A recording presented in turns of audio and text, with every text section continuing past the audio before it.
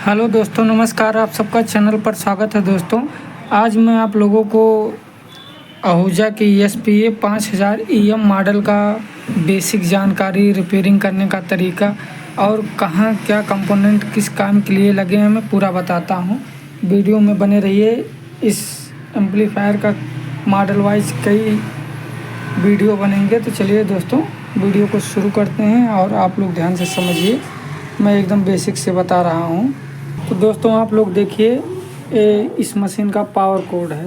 तो power code से जो भी आप सप्लाई देते हैं, चाहे लाइट का दें या जनरेटर का दें, उससे इसमें सप्लाई आएगा। इस सप्लाई इसके बाद आता है इसके फ्रंट पैनल पर स्विच पर। स्विच का मैं दिखा दे रहा हूँ यहाँ पे। ये सप्लाई आता है स्विच पर। स्विच से होते हुए दोस्तों ये जाता है फिर पीछे फ्यूज पर। तो जब फ्यूज पर आता है दोस्तों, उसके बाद यहाँ पे एक प्रोटेक्शन के लिए लगा हुआ है, जो होता है प्रोटेक्शन के लिए, जिससे हाई वोल्टेज आ जाता है। तो यहाँ लगा हुआ है एक कैपेसिटर लगा हुआ है, नॉन पोलर कैपेसिटर, ये लगाया जाता है। उसके बाद ये सप्लाई ट्रांसफार्मर पे आती है।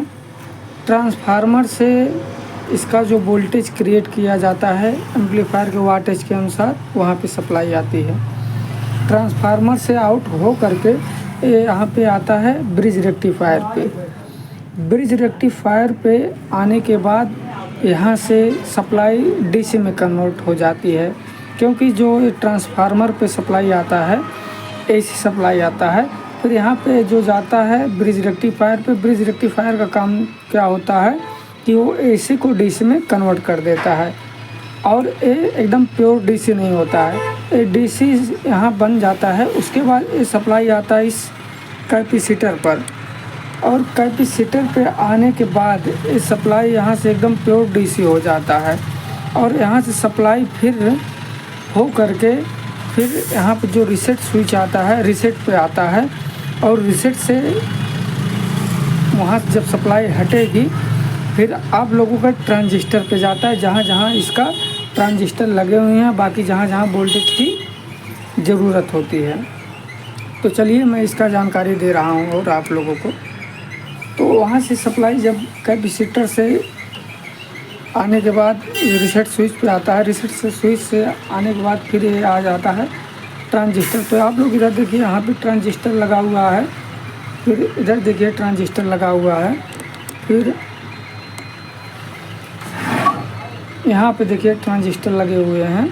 और इसके जो BT बोर्ड दिख रहे हैं, BT बोर्ड आप लोग देखिए इसका जो BT बोर्ड है, यहाँ से आपका जो बनता है ड्राइविंग बोल्ट यहाँ बनता है और इन ट्रांजिस्टरों पे जाता है, जिससे कोई भी छोटी सिग्नल जो होती है, जैसे हम लोग मोबाइल से देते हैं या माइक से देते हैं या किसी मिक्सर से देते हैं, जो छोटा सिग्नल बनता है इस ड्राइवर बोर्ड के वाइफर पे एंट्री लेता है।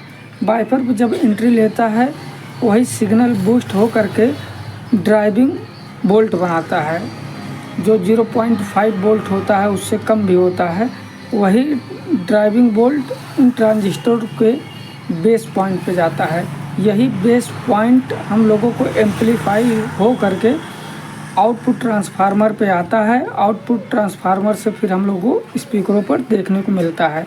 और इसका रिपेयरिंग मैनुअल, जैसे मान लीजिए आप लोगों का कोई शॉर्टिंग प्रॉब्लम आ गया, जैसे आप लोगों का एम्पलीफायर 60 बता रहा है, तो जब एम्पलीफायर 60 बताता है तो 90% चांसेस यही होते हैं कि एम्पलीफायरों में ज़्यादातर ट्रांजिस्टर ही ख़राब होते हैं। ट्रांजिस्टर आप चेक करना जान लीजिए कि आप एम्पलीफायर रिपेयरिंग 50% जान गए।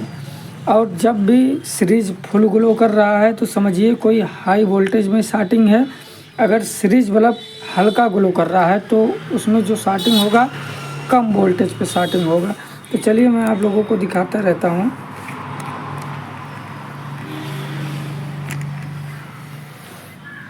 तो आप लोग इसका बेसिक जानकारी लीजिए।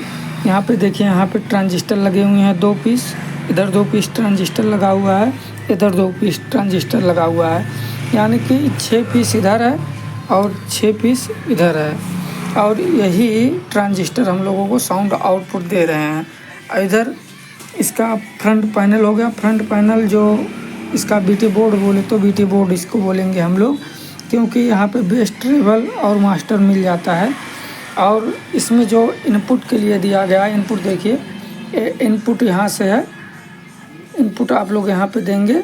उसके बाद यही सिग्नल यहाँ से होते हुए तार के माध्यम से इस फ्रंट पैनल पे आएगा। फ्रंट पैनल से होते हुए मास्टर वॉल्यूम पे कंट्रोल करने के लिए यहाँ पे जॉइंट लगा रहता है। यहाँ से जॉइंट हटने के बाद फिर इस ड्राइवर बोर्ड पे आता है, यानी कि आप पीछे से इनपुट दे रहे हैं, ये इनपुट सीधे यहाँ बेस ट्रेवल बोर्ड पे आएगा और बेस ट्रेवल बोर्ड से यही आउटपुट हो करके इसके ड्राइवर बोर्ड के इनपुट पे जो वाइफर पे आएगा, इसी से हम लोग कंट्रोल करते हैं। और इसका रिपेयरिंग का जो मामला है, इसका अलग पार्ट में वीडियो बनेगा। आप इतने ही वीडियो में इतनी जानकारी देखिए, समझिए। अगर जो कुछ ना समझ में आए कमेंट करिएगा। और जो भी भाई लोग ऑफलाइन एम्पलीफायर रिपेयरिंग सीखना चाहते हैं, मेरे को मैसेज करें। बहुत ही न्यूनतम मूल्य पर सिखाऊंगा। शुरू में 10 लोगों को तो एकदम मान के चलिए बहुत ही कम मूल्य पर सिखाऊंगा। अगर जो भी भाई सीखना चाहता है वो मेरे से संपर्क कर सकता है।